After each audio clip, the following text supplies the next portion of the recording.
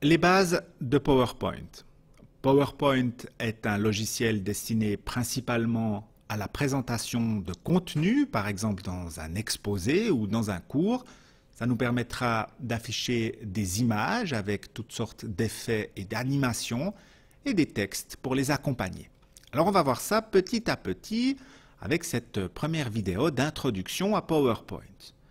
Nous allons déjà ouvrir le logiciel. Vous le trouvez dans les raccourcis, c'est celui-ci. Si jamais il devait être absent, vous pouvez faire défiler le menu de gauche pour trouver PowerPoint. Peut-être que la version que vous avez est un peu différente, mais sur le principe, c'est la même chose. J'ouvre mon PowerPoint. En l'ouvrant, vous constatez que PowerPoint nous propose différents modèles de diapositives. Les modèles, ce sont donc des diapositives déjà pré-travaillées, pré-conçues et qu'on peut utiliser pour créer son document. L'avantage des modèles, c'est évidemment que le travail est déjà en partie fait. Le désavantage, c'est que, comme vous le constatez, il n'y a pas énormément de modèles, donc si vous en utilisez un, rapidement, les personnes qui vont regarder votre document vont comprendre que vous avez utilisé un modèle et que vous n'avez pas créé l'ensemble du document tout seul. Alors nous, ce que l'on va faire, c'est vraiment partir d'un document vide, d'une nouvelle présentation toute blanche. Nous cliquons sur Nouvelle présentation et voici le logiciel qui s'ouvre devant nos yeux. Il n'est pas tout à fait blanc, ce rectangle, puisque vous voyez qu'à l'intérieur, il y a deux éléments qui ont été pré-ajoutés par PowerPoint. Sans trop vous expliquer pourquoi, je vais simplement vous proposer de les supprimer pour qu'on parte véritablement d'une page entièrement blanche. Pour les supprimer, je sélectionne le rectangle et puis avec le bouton effacer, le même qu'on utilise pour effacer du texte, ou avec le bouton delete, je vais pouvoir les enlever de ma diapositive. Diapositive, c'est simplement ce qui va apparaître ici sur le côté. Là, je suis dans la diapositive numéro 1. J'ai désormais une feuille entièrement blanche. Première chose que je vais faire dans mon document, c'est copier cette feuille blanche avec un clic droit ici sur la diapositive. Je la copie et je vais venir la coller juste en dessous afin d'avoir deux diapositives. Je la colle grâce à ce bouton qui me permet d'en conserver la mise en forme. Donc ici, j'aurai tout simplement une page entièrement blanche. Voilà mes deux diapositives de base. Vous verrez que la deuxième, je l'utilise comme une sorte de réserve pour tout ce que je vais créer dans les diapositives précédentes et dont j'ai envie de conserver la mise en forme pour les réutiliser à plusieurs endroits de ma présentation. Vous verrez très rapidement à quoi je veux en venir.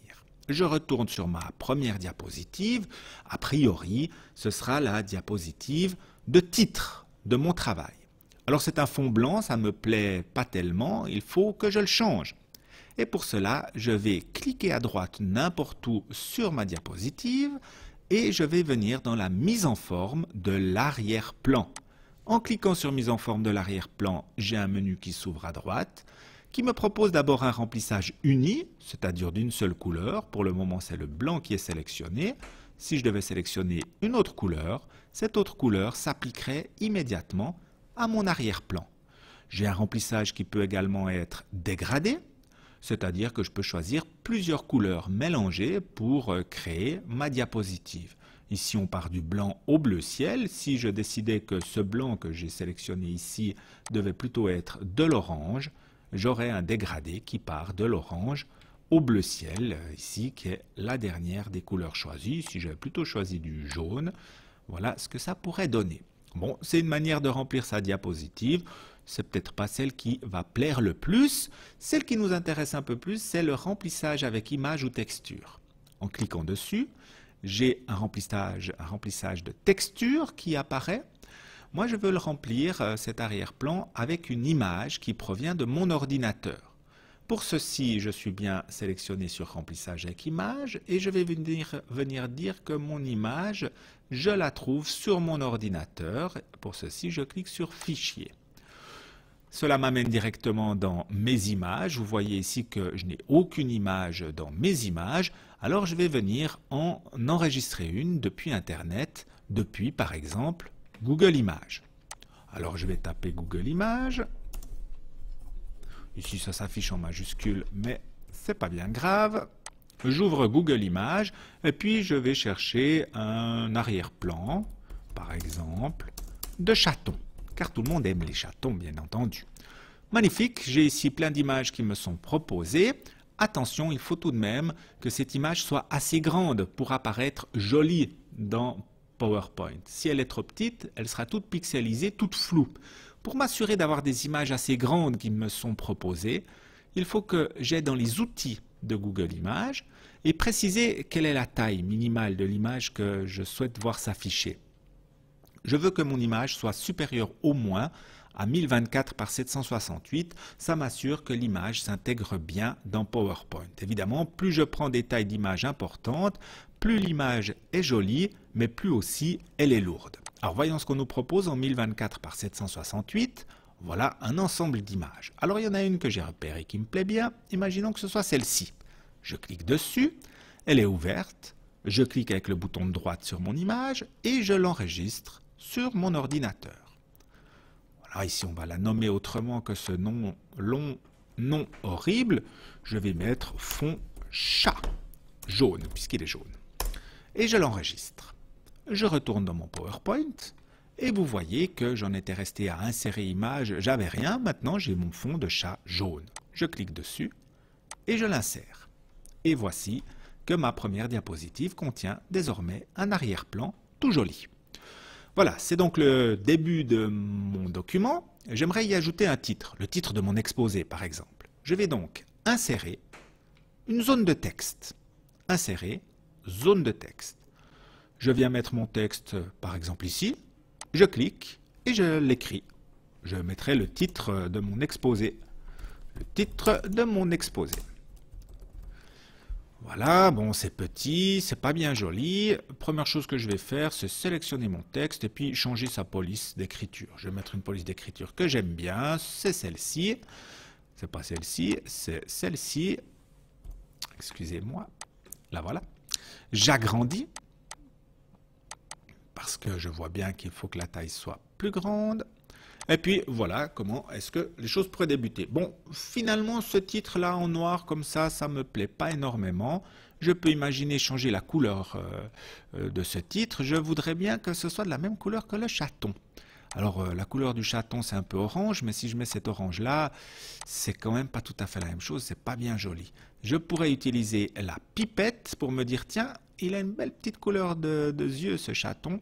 Eh ben, je vais reprendre cette couleur-là en me situant avec ma pipette. Vous voyez qu'elle s'adapte aux couleurs sur lesquelles vous passez. Eh ben, je vais prendre un peu le bleu de ses yeux pour mon texte. Je suis content, c'est la bonne couleur. En revanche, c'est pas très bien lisible. Alors pour qu'un texte soit mieux lisible, voici deux petits trucs. Le premier, c'est qu'on peut sélectionner l'entier de ce texte. Vous voyez que j'ai cliqué sur le rectangle ici. Et puis je pourrais simplement le remplir d'une couleur de mon choix, ici le blanc, ce qui me permettrait de pouvoir faire lire très facilement le texte que je viens d'écrire. Je peux aussi sélectionner le texte ici, venir dans Format et y ajouter un contour qui va faire ressortir le texte et donc me permettre de mieux le lire. Je viens dans Contour du texte. Si vous venez ici, ça fera le contour de la forme, c'est-à-dire du rectangle qui est là autour. Nous, on veut que ce soit autour des lettres qu'un contour se fasse. Un contour noir, ça va très bien, ça fait toujours bien sortir les choses. Et voilà, mon titre se lit peut-être un peu mieux. Je pourrais encore ajouter quelque chose en sélectionnant mon texte. Ici, il y a toutes sortes d'effets que je vous laisserai peut-être un peu explorer. Et il y a un effet qui est intéressant pour faire sortir du texte, c'est l'effet lumière. Je viens sur lumière, je montre que je veux ce texte un petit peu gros ici, et puis je viens choisir par exemple du blanc, ce qui permet aussi de bien faire ressortir les choses. Je clique, et puis je vois qu'une espèce de filigrane blanc s'est ajouté. Ça peut donner joli, on peut le faire plus ou moins grand, plus ou moins transparent. Dans tous les cas, ça va me permettre de rendre les choses mieux lisibles. Voilà pour le début de cette diapositive. Je pourrais ici ajouter le sommaire de mon exposé, par exemple. On verra ça dans d'autres vidéos. Je pourrais déjà avoir envie d'insérer une image supplémentaire. C'est ce que je vais vous proposer maintenant. J'aimerais insérer une image. Comme vous l'avez vu, j'ai pas encore d'image, mais j'ai fait ma recherche et j'en avais tout plein ici. Il faut que j'en repère une jolie. Allez, laquelle on va prendre? Celle-ci. Alors, on ouvre, on enregistre notre image sur notre disque dur. Voilà, on l'appelle un joli chat. Un joli chat. Et on enregistre ça. Je reviens dans PowerPoint, je vais insérer mon joli chat. Bon, c'est une image qui est grande, ça m'embête un peu qu'elle soit si grande. Je peux évidemment la rendre plus petite. Moi, mon but, ce serait qu'elle apparaisse un petit peu par ici.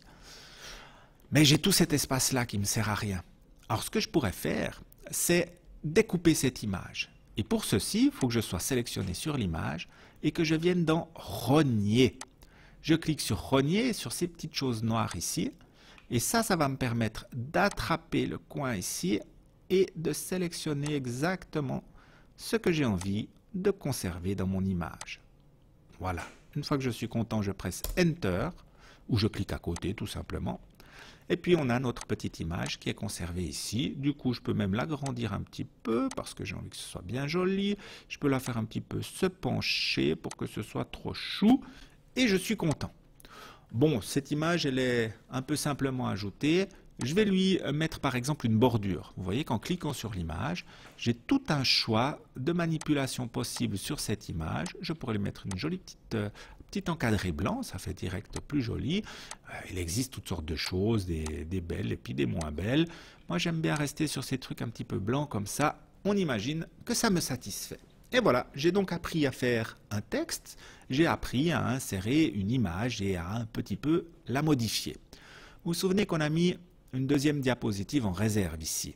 Eh bien, c'est typiquement pour prendre le texte que j'ai transformé ici et que je vais sûrement réutiliser dans d'autres diapositives, de le copier et de venir le coller ici en réserve. Par exemple, si une fois j'en ai besoin, que je dois l'ajouter, je viens le copier et puis je viens le coller et puis je suis content. J'ai un deuxième texte qui vient s'afficher là avec par exemple quelque chose d'autre d'écrit à la place du texte actuel. Je vais vous montrer encore une dernière chose, comment est-ce que l'on peut ajouter des diapositives. Eh bien simplement en se situant entre les deux diapositives qui sont là, en cliquant à droite dessus et en disant nouvelle diapositive. Je commence avec quelque chose de blanc, je prends l'habitude de supprimer les propositions de PowerPoint qui ne m'intéressent pas véritablement et de recommencer avec quelque chose de tout blanc. Voilà pour les bases de PowerPoint, on va voir les choses un peu plus en détail par la suite.